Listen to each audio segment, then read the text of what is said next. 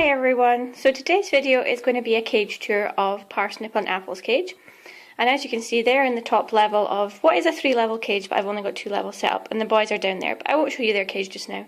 I'll do a separate cage tour for them. And you can see they've got hay everywhere, so I'll have to sort that out. But anyway, back onto their cage. This is kind of an overview of what it looks like. I'll put a link in the description to the cage if I can still find it. I bought it, I believe, on Zoo Plus about 2 years ago now. So this is a 120 centimetre cage. I'm not sure the kind of width, but it's just about average. And as I said, it's a 3-level cage, but they're just in 1 level at the moment because I'm not comfortable with young or baby guinea pigs climbing up and down ramps. So let's get started. Okay, so one of the best things about the top level of the cage is that it's got 2 openings. It's got this one here at the front, and it's quite small, but it's big enough to put your hand in and lift a guinea pig out. And then it has this larger one at the top that has 2 clips. And as you can see, that opens up really nicely and gives you a big opening. The only problem is guinea pigs are quite fearful of people picking them up from above. So be careful if you do use the top opening of a cage to make sure that you speak to your guinea pig and don't just, put your hand down and grab them from above. You may also have noticed that I've already put a Halloween decoration along their cage. It's really quite cute. These are just some pumpkin lights that I picked up in Pound World for obviously £1, and I've just hung them along the top of the cage. And when it's dark at night, it's really good because they kind of illuminate the whole cage. And Parsnip seems to really like them. She stretches up and tries to reach them, so that's really quite cute.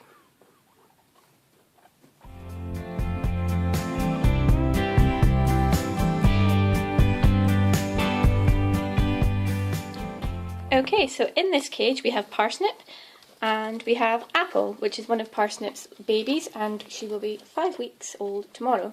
As you can see, poor Parsnip had her hair chewed by all her babies, so she's got lots of tuft and sticky up bits, but as you can see, she's in really good condition and has coped well to being separated from the boys.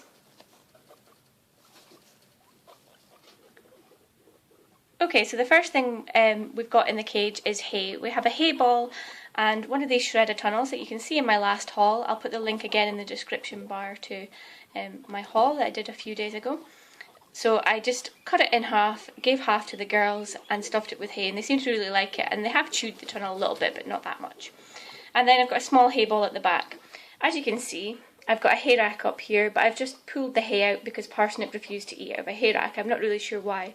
She's just not very keen on doing it. Okay, so the next thing that they've got in their cage is one of the stickles from Supreme Pet Foods, and this is the apple and cranberry one. I put this in yesterday, so as you can see, they've really enjoyed eating this one. This is what the Supreme Pet Food stickles in cranberry and apple look like. I got mine from Pet Supermarket, again in the haul that I've got linked in the description bar. As always, they've got a water bottle on the outside of their cage, and it's just one of the standard classic colour water bottles, and as you can see, it's a blue one.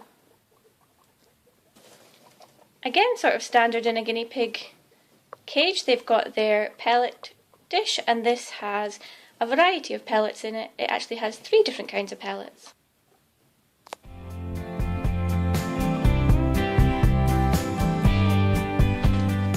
These are the pellets that are in their food bowl. There are actually 4 kinds. The little orange one you can see at the front, those are Country Value Fruity Nuggets.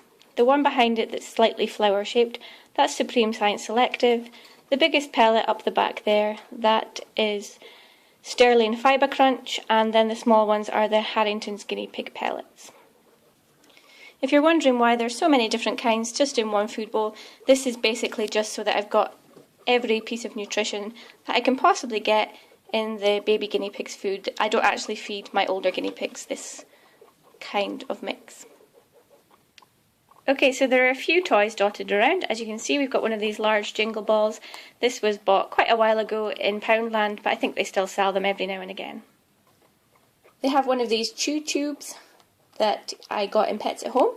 I think these cost around £3 to £4, and you can see that they enjoy chewing it a little bit. They hide in it, as you can see they also pee in it, and they absolutely love running through it. If there's one toy I can recommend you get for a guinea pig, it's most definitely a tunnel. And the last toy that they've got in their cage is one of these core loofah chew cores. It's just loofah, and they don't chew this much, but Parsnip tends to pick it up and throw it, so it's been worth it just to watch her doing that. And these are really quite big. Again, I got that on petplanet.co.uk, so you might be able to still get those on there. They're by, oh, I don't know who they're by. Just have a look on the website, you're bound to find them. Okay, so that's just a little bit of a whistle-stop tour of the cage. Now I'm just going to show you a few features of it, and you may also be wondering, where's their hut? Where do they hide? When I'm in during the day, I tend to take Parsnip's hut out because she's a little bit funny. Like every time you lift a hand or you say something, she'll run and hide, and then she'll spend the rest of the day in the hut. She's quite a nervous guinea pig, and she never used to be quite as bad. It's just from protecting her babies. But as you can see, she's quite confident, so if there was a hut in, she wouldn't actually behave quite as confidently. But obviously, when I go out, if I'm not in all day, she has the hut, so because she needs to feel safe and secure, and she also has the hut at night time. So there you go, this is Parsnip's hut, and as you can see, she ran straight into it when I put it in, but she is also coming out. But generally, as you can see, she'll just hang around inside the hut and around about it, which isn't good for Apple. We want her to be a confident guinea pig, so we don't want her following her mum in the hut every time something makes her nervous.